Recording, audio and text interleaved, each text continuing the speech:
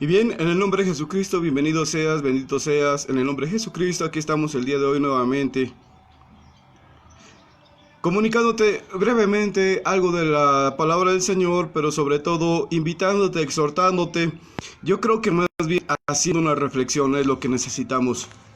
Mira, es impresionantemente triste ver cómo durante años se ha predicado la palabra de Dios, se ha comunicado la palabra de Dios, y cuán pocas personas han creído en el mensaje del único que puede salvarnos, nuestro Señor Jesús de Nazaret. Me parece que en hebreo sería Jesús Hanorzi. Y bueno, conocido también como Yeshua, Yahshua, y diferentes formas de pronunciación según los idiomas al que ha sido traducido su nombre. Y bueno, entonces la reflexión es la siguiente. Tenemos una palabra de Dios, un decreto de santidad en donde está sentada la palabra de Dios, llamado también Biblia, Sagradas Escrituras. Y lo impresionante de todo esto es que nosotros vemos las cosas de la fe en Dios como algo remoto, como algo que no nos va a alcanzar. Y sin embargo nosotros estamos viviendo precisamente en medio de una multitud de maldiciones por causa de nuestra incredulidad, por causa de nuestra falta de conocimiento, nuestra falta de... Es una actitud que nos hace falta de enlazar la palabra de Dios con la vida. Falta de, ¿qué le podríamos llamar? Ese hecho que dice no matarás y en la práctica observas no matas y dices no mato. Ese enlace entre la vida y la palabra de Dios. Y bueno, la palabra del Señor, vamos a poner otro ejemplo. Dice no matarás, no enojarte, no enojarte, no decir necio, no decir tonto. Y bueno, tú acostumbras decirle, hey, ahí viene el estúpido de fulano, ahí viene el idiota de fulano, y ahí viene tal persona diciendo esa palabra grosera, esa palabra fuerte, ya no mencionas el nombre, ya no mencionas el parentesco, y entonces la palabra de Dios dice, no te enojarás, no le llamarás necio, no le llamarás tonto, y tonto significa estúpido, tarado, imbécil, descerebrado, todas esas palabras y las altisonantes. Entonces, ¿cómo hacer para que tú como persona que escuchas, que ves, que acudes incluso a misa, porque no podemos decir que somos ignorantes, los que acuden a la misa ya conocen el mandamiento, aunque no con la complejidad ni la amplitud que un cristiano pudiera entenderlo, pero lo conoce, lo entiende, pero ¿cómo propiciar que se enlace esa palabra con las acciones? Y entonces la palabra de nuestro Padre Dios Todopoderoso y Eterno dice, el justo por la fe vivirá. El justo por la fe vivirá. Y bueno, muchas personas creemos que somos justas y decimos, bueno, por fe.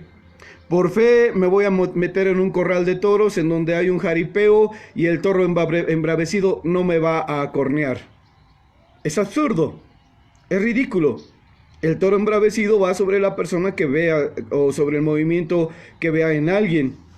Entonces, eso nos acontece. Hemos observado, por ejemplo, videos de ahora que están de moda así por temas específicos como el de los aeropuertos, no recuerdo cuál es el nombre, en donde una mujer se supone que es incluso cristiana, cree mucho en Dios a la manera cristiana, y permite que la recubran con paquetes de droga y trata de pasar el aeropuerto en la aduana. El aeropuerto, no conozco, nunca he estado sinceramente en un aeropuerto, confieso mi ignorancia de ese tema. Entonces es impresionante que como la mujer recubierta de paquetes de droga piensa cruzar sin ser advertida, sin ser observada, sin ser detenida, y una vez que está detenida, entonces comienza a elevar su clamor a Dios, levanta las manos, levanta la mirada y clama a Dios. Entonces, ese hombre que se metió al corral de toros insensatamente era justo. Esa mujer que se recubrió de droga es justa. Lo mismo el ladrón. Se mete a robar, una de esas le disparan, una de esas, ahora que está de moda la cuestión de la defensa legítima, una de esas lo persiguen, lo apalean, como le dicen, cuando los castiga la misma población que los toma a patadas y eso, lo linchan. Y entonces, ¿cómo puede clamar a Dios, Señor, quítame esto, cuando uno mismo se mete en el problema? Y ahí entonces tú te das cuenta que las personas que actuamos malvadamente, entonces no somos justas. Y se confirma lo que hemos afirmado, de que el justo es el que cumple la voluntad de Dios. Justo es el que guarda los mandamientos de Dios. Y no hay un hombre que pueda dar el calificativo de justo a alguien cuando estemos en el juicio ante la presencia de Jesucristo nuestro Señor. De tal manera que nadie puede saber si una persona fue justa o no, sino en el último momento, en esos momentos en que ya murió, en que su alma se desprendió de su cuerpo, estando en la presencia de nuestro Señor Jesús de Nazaret. En ese momento, ahí será cuando Jesucristo le diga, ¿eres justo o no eres justo? O yo te justifiqué y ahora pasas. Lucy Sierra, en el nombre de Jesucristo, bendita seas en el nombre de Jesucristo, amiga de Colombia, dice por ahí tu face. Entonces, bueno, continuando con la cuestión del enlace, el enlace. Nosotros mismos vemos entonces y podemos comprobar por medio de la experiencia que observamos que han pasado otras personas y por medio de esa capacidad que tenemos para enlazar las cosas, para razonar, para pensar, para discernir. Sin embargo, no queremos abandonar por amor a los ídolos la cuestión de la idolatría. Y es así entonces como el idólatra no quiere soltar, no quiere quitar su amor a los ídolos, a las imágenes de talla, a las imágenes de bulto, a las estatuas, a las efigies, a las esculturas. Y bueno, dice una traducción católica o de un sacerdote católico, el presbítero Agustín Magaña, a los retratos. Y bueno, aquí de cuestión de retratos, en México existe una fuerte tendencia a los retratos, cuestión de tradiciones de los aztecas. Y en los aztecas, recuerda, o los precolombinos le llaman, mayas, zapotecas, antes de los aztecas, tlaxcaltecas de la misma, contemporáneos de aztecas y mayas. Y entonces la colocación del retrato de la mamá, el abuelito o la persona que ya murió querida en una ofrenda del Día de Muertos, la persona se le hinca o simplemente se acerca a la ofrenda, o también cuando van al panteón, lo hacíamos como católicos cuando éramos católicos. Va uno al panteón, entonces está arreglando ahí el sepulcro, limpiándolo, pintándolo incluso, y acabas platicando con el muerto y le dices, bueno, desde allá, desde donde tú estés, hermano, ayúdame, mamá, donde tú estés, ayúdame, tú allá haz lo que puedas, algo semejante, ¿no?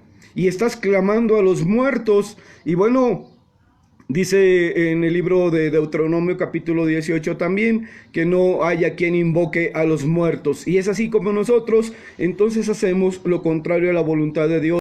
Y esa costumbre sostenida por el gobierno mediante el sistema escolarizado de educación es precisamente el que sostiene costumbres paganas.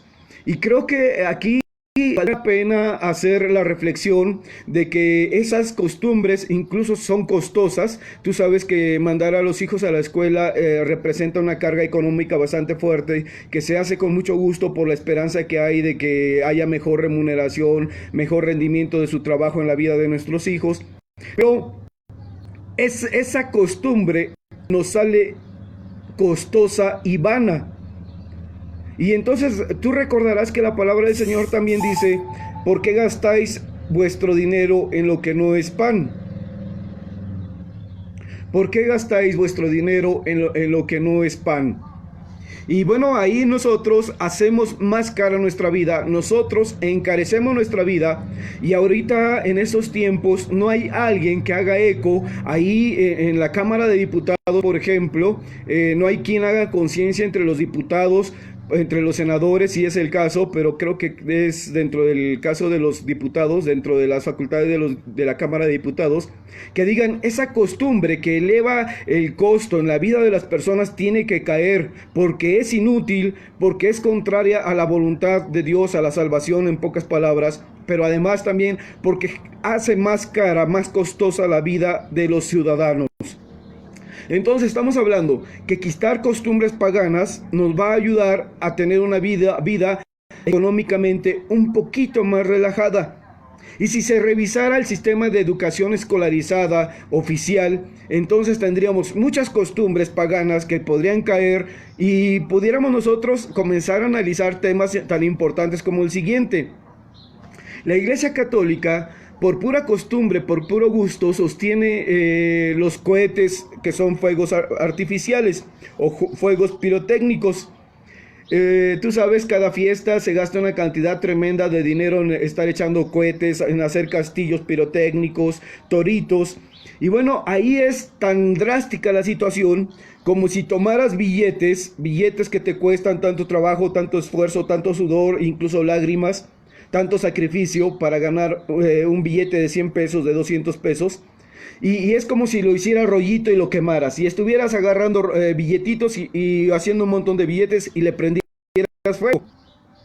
Porque entonces los castillos, los toritos, los cohetes y todos esos fuegos pirotécnicos son absolutamente innecesarios, completamente inútiles, no te ayudan absolutamente nada, son cosa vana. Y creo que los gobiernos actuales tienen que pensar incluso hasta en considerar como una causa de la pobreza en México la quema de fuegos pirotécnicos. Pueden ser muy bonitos al gusto, a la vista, pero son completamente inútiles, absolutamente inútiles. Si se tratara de un gobierno plenamente consciente de la inutilidad de los fuegos pirotécnicos y de la necesidad que hay tan fuerte de ahorrar dinero a las familias mexicanas, porque para hacer esos gastos elevados en la compra de fuegos pirotécnicos en las fiestas, lo que tenemos es entonces una recolección previa de dinero. Y todo el mundo se queja de la falta de dinero. Igualmente, si en ese sentido se observara, se comenzara a evaluar las cosas, los gobiernos actuales comenzarían a declarar entonces como una causa de pobreza el alcoholismo. Ya se tiene conciencia de ello, pero no se toman las medidas necesarias, tal vez por fuertes intereses económicos de los empresarios. Pero es importante que se comience a considerar entonces que la producción de cerveza de vinos es una de las causas de pobreza en México y en el mundo entero. Y de esta manera entonces los gobiernos estarían colaborando a un objetivo de Dios de salvación de las personas, pero también al bienestar familiar. Tal vez no se comprenda muy fácilmente para quienes están un poco alejados acerca de cuáles son los propósitos del gobierno, acerca del gobierno. Uno como persona simplemente vive cuando no tiene nociones de por qué existe el gobierno, los reinos de la tierra. Entonces tú simplemente vives, vas a trabajar, vamos a suponer la vida de un campesino, de un jornalero, sales conviviendo con los amigos, todos acostumbran beber cerveza, todos acostumbran correrle al pulque, el nautle, creo que le llamaban antes nautli, y entonces a la bebida cara o de botella de vino, entonces todo el mundo va, se emborracha, hay pueblos enteros dedicados a la borrachera, fines de semana, y un pueblo entonces que no tiene gobierno hace lo que se le antoja porque esa es la costumbre, como la costumbre de quemar cohetes y toritos, como la costumbre de las posadas también incluso, que tienen en el fondo algo bueno, pero en la forma es completamente distorsionada o contraria a la voluntad de Dios. Pero el caso es el siguiente entonces. Un gobierno, dice ahí, fue creado en parte, fue creado para abastecer a la población de los bienes necesarios, para propiciar el bien común, el bien colectivo. Colectivo está asociado a la cuestión del comunismo o socialismo. El comunismo está asociado un poco más al capitalismo, pero el caso es de que el gobierno tiene que velar por el bienestar de la población. Y entonces, un gobierno, imagínate, completamente insensible a la cuestión del alcoholismo, No se preocupa por el pueblo está enviciado y entonces el pueblo vive en la pobreza, en cuestiones de desastres de salud, en cuestiones de desastres familiares, violencia familiar, porque el gobierno no se ha preocupado. Entonces el gobierno, por lo menos en México, ha tenido cierto mérito en eso, pero hace falta esa extra, hace falta ese plus, hace falta ese valor, esa conciencia en los gobernantes.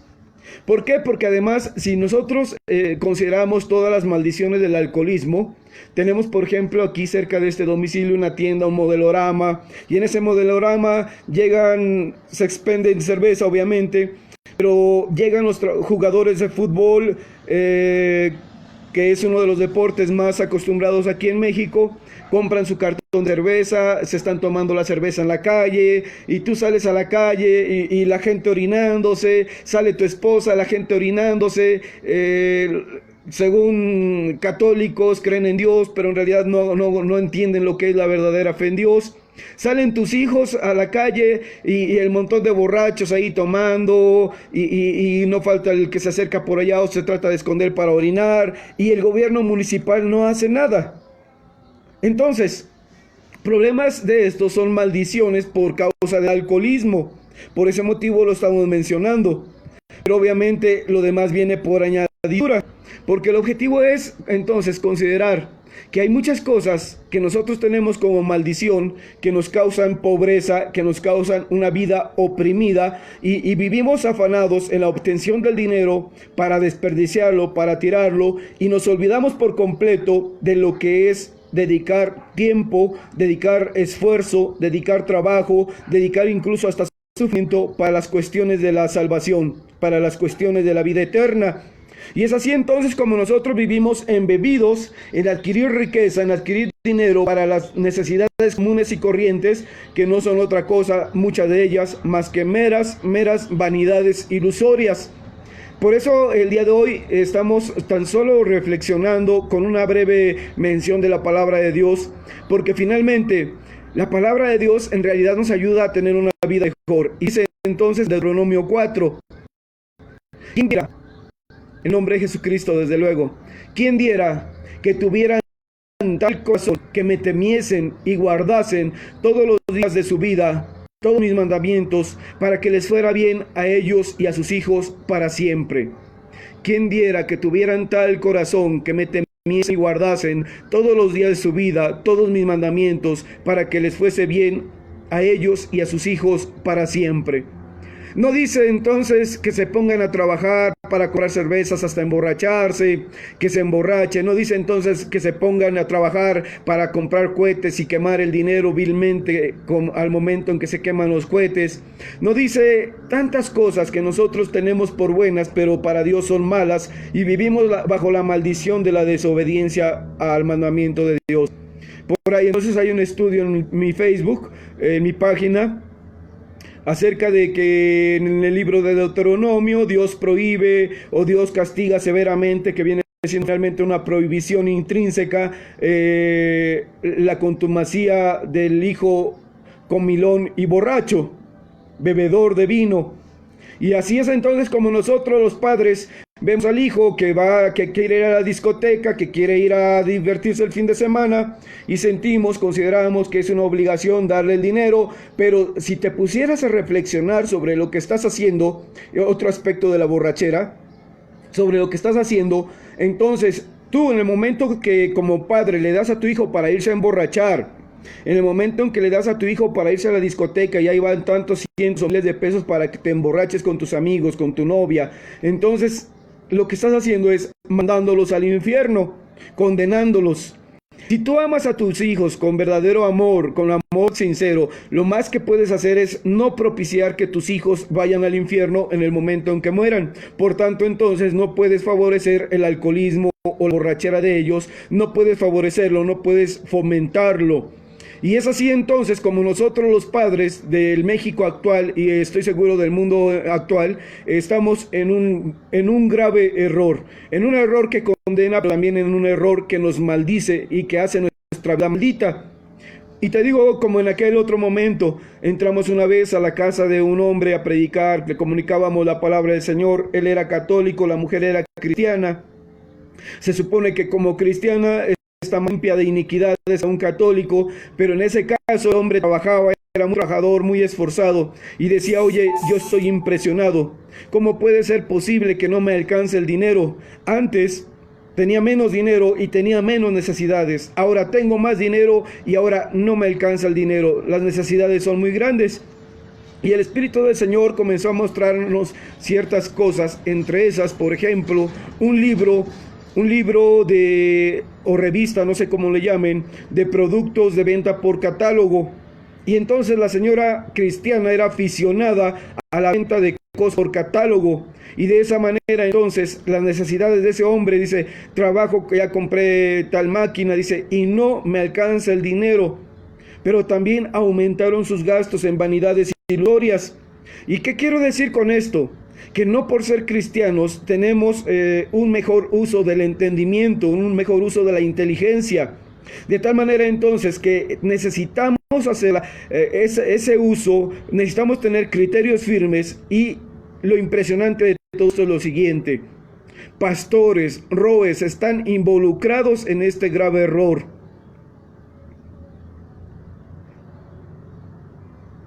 Volteas para un lado, ves católicos perdidos, volteas para el otro lado, ves cristianos perdidos, volteas para el otro lado, ves mesiánicos perdidos, no sabemos qué decir del judío ortodoxo convertido, no sabemos qué decir del judío ortodoxo, mucho menos podemos hablar de los que no creen en el Dios verdadero, en el creador de todas las cosas, como son, vamos a hablar de budistas, de los de Zoroastro, y bueno, los musulmanes creen en Dios, lo llaman Alá, pero a su manera también en ciertas partes. Entonces, bueno, ¿qué pudiéramos decir de todos los que no creen en Dios?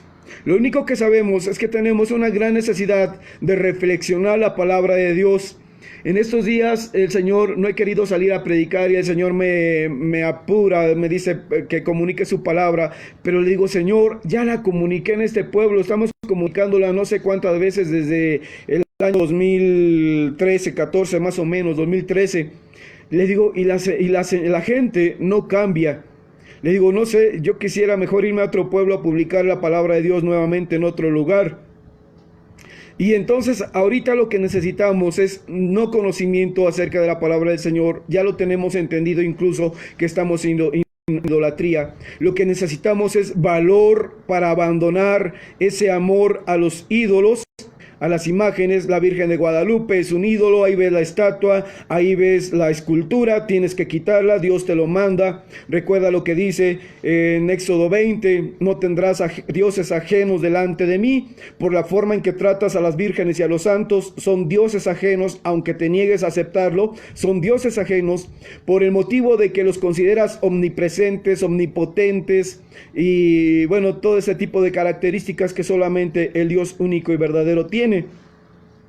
Y también dice entonces el segundo mandamiento que aparece en la ley de Dios, en las tablas de piedra: no te harás imagen ni ninguna semejanza de lo que está arriba en el cielo, ni abajo en la tierra, ni en las aguas debajo de la tierra. No te inclinarás a ellas, ni las honrarás, porque yo soy Jehová, Yahvé, Yahweh, Yehue, tu Dios fuerte y celoso, que visito la maldad de los padres sobre los hijos hasta la tercera y cuarta generación de los que me aborrecen, y que hago misericordia a millares a los que me aman y guardan mis mandamientos. Y bueno, una escultura de hombre o mujer bien vestido, que le llaman santo, santa o virgen, es precisamente lo que Dios está prohibiendo ahí. No te harás imagen ni ninguna semejanza. Y como dijera entonces el presbítero Magaña, que escribió esa Biblia, esa traducción: no te harás imagen de bulto ni retrato alguno. Tú observas cómo la gente sostiene sus ídolos, y cuando se predica la palabra de Dios es más fuerte el enfervorizamiento que observan los idólatras. Y si antes gastaban 100 pesos en cohetes, ahora gastan 1,000, 10,000 pesos en cohetes, se envilecen, tratando de sostener la fe en algo insostenible y contrario a su salvación, porque es contrario a la voluntad y al mandamiento de Dios. Bueno, me he extendido un poco, podríamos extendernos más, pero la finalidad entonces es, necesitamos más que conocer la palabra de Dios ahora, decidir, tomar decisiones, tomar valor, adquirir esa convicción de que por quitar costumbres nosotros estamos siendo acreedores al reino de Dios y no perjudicados. La cuestión ahorita también está muy sensible. Vamos a otro tema. Viene el 10 de mayo, y también se trata de una gran mentira que se sostiene. Porque al igual que no hay hombre perfecto, tampoco hay madre perfecta. Y así como el hombre ha sido adúltero, la mujer también ha sido adúltera. Y los hijos, pasando por alto, idolatrando a la mamá, también vuelven a mencionar nuevamente la mejor madre del mundo. Las madres les encanta, a las madres les encanta sostener la mentira de que son la mejor madre del mundo. La madre está acostumbrada al halago, la madre está acostumbrada a sentirse lo indispensable en la vida. Sin embargo, una vez que la persona nace, nadie es indispensable. No quiero decir que sea desechada, sino que para Dios también es abominable idolatría. Porque en todo momento se rinde toda acción de gracias, al único que es Dios y santo y a su Hijo unigénito. Toda alabanza para el único que es Dios y su Hijo unigénito. Toda honra, toda gloria para el Dios que es único y su Hijo unigénito.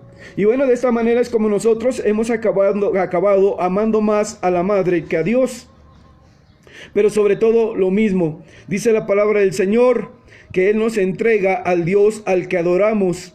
Y cuando nosotros amamos algo por encima de Dios, entonces ese es nuestro Dios al que Dios nos entrega.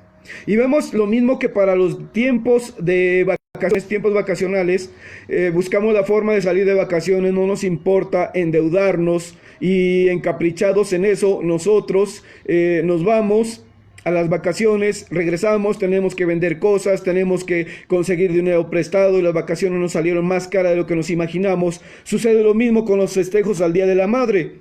Sabemos que no tenemos algo y gastamos más de lo que tenemos, y entre más gastamos, más sentimos que expresamos el amor a la madre. Sin embargo, no ayudamos para nada a la salvación de la madre.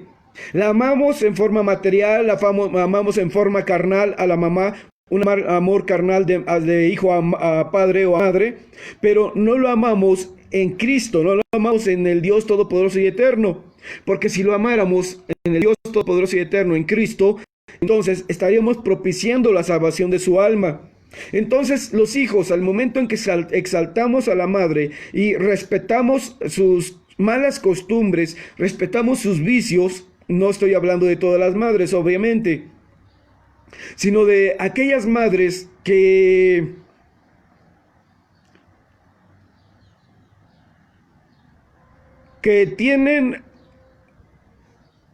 son vicios realmente, iniquidades, como por ejemplo el de chantajear, el sacarle dinero a los hijos, el de tantos vicios que hay, el de mentir, el de robar, porque es impresionante cómo hay madres ladronas. No se trata de cuestiones que no hayamos visto, pueden ser cercanas o lejanas, finalmente son males de nuestro pueblo. Y el caso es entonces de que hay, por ejemplo, mujeres que viviendo en una vecindad o en un conjunto de habitaciones donde hay varios hermanos, varias hermanas, ven una herramienta que no es propiedad de ellos, van y la guardan en su casa, jamás la sacan, y de esta manera la madre es ratera. Ahora, la pregunta o la observación hacia lo que queremos jalar la reflexión en este momento. Yo soy hijo y tengo dinero, supongamos que tengo bastantes recursos económicos o que estoy dispuesto a desprenderme de mucho por amor a mi madre. Agarro, vendo algo o ahorré mucho en estos días para comprar un regalo grande para mi mamá. Tal vez nunca le he expresado amor a mi mamá y esta vez quiero mostrárselo comprándole, no sé, un refrigerador. Hay quienes tienen posibilidad de un coche, hay quienes tienen posibilidad de regalan una casa, hay quienes no tienen la posibilidad y simplemente es una palabra o un regalito pequeño insignificante. Un festejo de familia, una comida, un pozole, no sé, algo para honrar a la madre. Pero la madre es esa ladrona que esconde la herramienta, esa ladrona que cuando va al dado se roba la fruta, la verdura. Y mi madre, por más grande que le dé el regalo yo, por más grande que sea mi expresión de amor hacia ella, mi madre se va a ir al infierno. Porque es ladrona, porque es chismosa, mentirosa, intrigosa, porque le gusta consultar hechiceros, adivinos.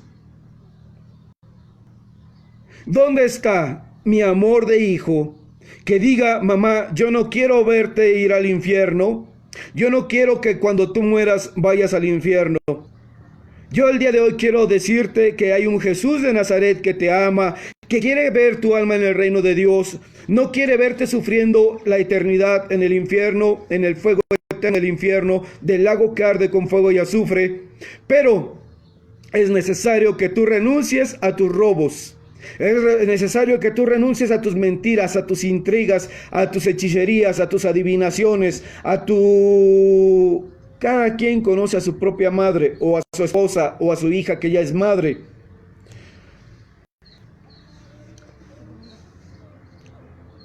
En el nombre de Jesucristo, bienvenida seas. En el nombre de Jesucristo, bendita seas.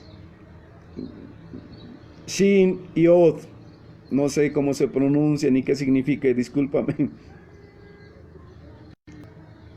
Entonces,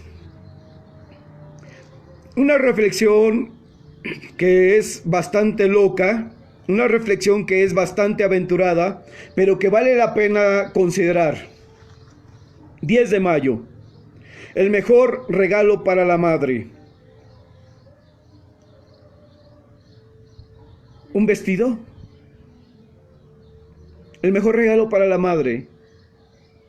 ¿Una lavadora? El mejor regalo para la madre. ¿Unas vacaciones? El mejor regalo para la madre. ¿Un convivio de todos los hijos? ¿Paganos? ¿Costumbres paganas? ¿Convivencias paganas? El mejor regalo para la madre. ¿Un carro?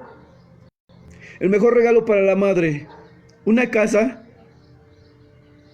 ¿Y que su alma se vaya al infierno? ¿Prefieres darle a tu madre una lavadora, un carro, una casa, un convivio de todos los hijos, un chocolatito que llegas y le entregas con todo tu amor mundano, antes que darle la oportunidad de reflexionar para que su alma sea corregida, sea enderezada y que no vaya al infierno?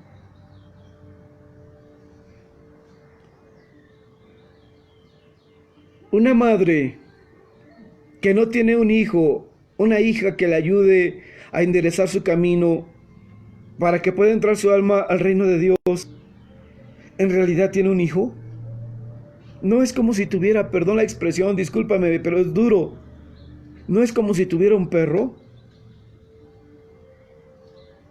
Un perro se acerca, le regala una caricia y se siente tan alegre como si el hijo le hubiera regalado algo. Y el perro no puede hablar. El perro no tiene alma. El perro no tiene conciencia de la gravedad del mal en que está la madre. Si eres hijo, si eres hija, te voy a invitar, te voy a exhortar a hacer algo de lo que tal vez ni yo mismo tenga el valor de hacer. ¿Te gustaría regalarle a tu mamá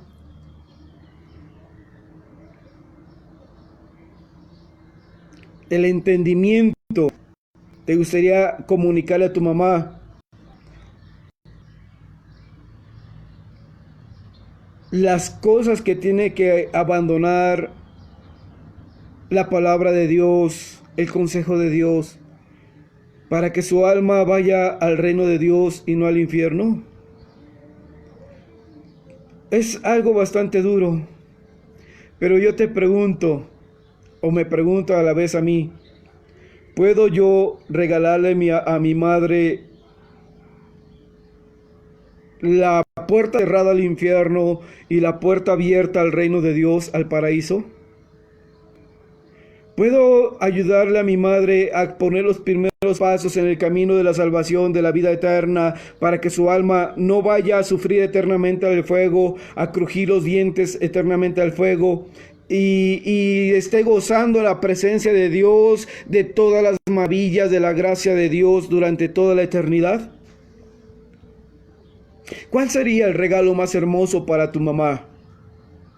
¿Una lavadora o una palabra que la conduzca a la vida eterna? Yo me imagino que si en ese momento sería mi silencio lo que más le puedo dar a mi madre. Aunque hemos tenido altercados con ella, problemas, confrontaciones por causa de la palabra de Dios, porque ella es dura de entender a pesar de que es cristiana. Pero hay quienes no han comenzado. Es tiempo de comenzar a pensar que si en realidad quieres a tu madre, lo que menos quieres es verla crujir los dientes en el infierno. Si en realidad quieres a tu madre, a tu mamá, a tu mamacita, lo que menos quieres entonces es verla lamentando y llorando durante toda la eternidad en el infierno. La salida del infierno de tu mamá no la puedes comprar con una lavadora. La salida del infierno de tu mamá no la puedes comprar con un refrigerador. La salida del infierno de tu mamá no la puedes comprar con una cena, con una comida, con un convivio, con todo tu amor mundano. La salida del infierno de tu mamá, el evitarle a tu mamá el llanto y la lamentación, el crujir de dientes en el infierno, no la puedes comprar con un coche ni con una casa, ni con una botella de vino, que ese día llegues con la botella a tu casa y convivas con tu mamá y tu mamá se ponga atarantada y feliz y tú igual, y de esa manera saques al alma de tu madre del infierno. Obviamente no la vas a sacar tú, pero tú eres el que tienes que propiciar la reflexión, la palabra, la existencia de la palabra de Dios, el gobierno de la palabra de Dios en tu mamá y en tus hermanas y tus hijas que ya son madres o que no tardan o que van a ser madres. No se trata entonces de un convivio o de un festejo a la madre, se trata de un festejo a las madres y a las que van a ser madres y a las que nunca lo han sido.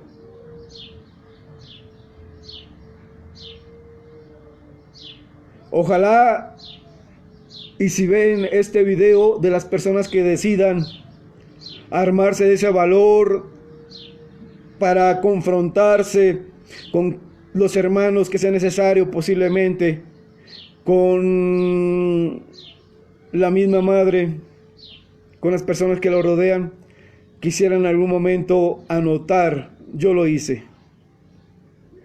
Sería hermoso ver que sí hubo personas valientes para darle a su madre lo que en verdad merecen, la vida eterna. Y no solamente sus madres, y no solamente las mujeres.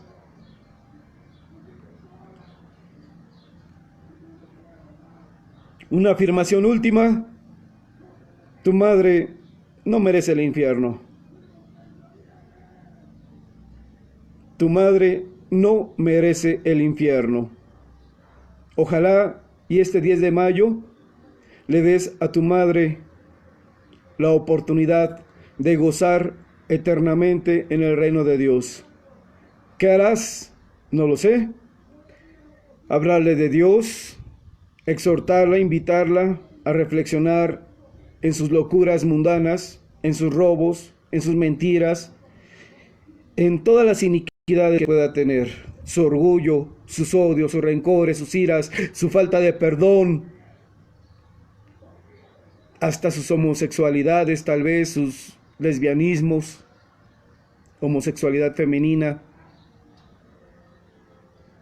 sus hechicerías, sus adivinaciones. Si en verdad amas a tu madre, propicia su salvación. En el nombre de Jesús de Nazaret, Yeshua HaMashiach, amén.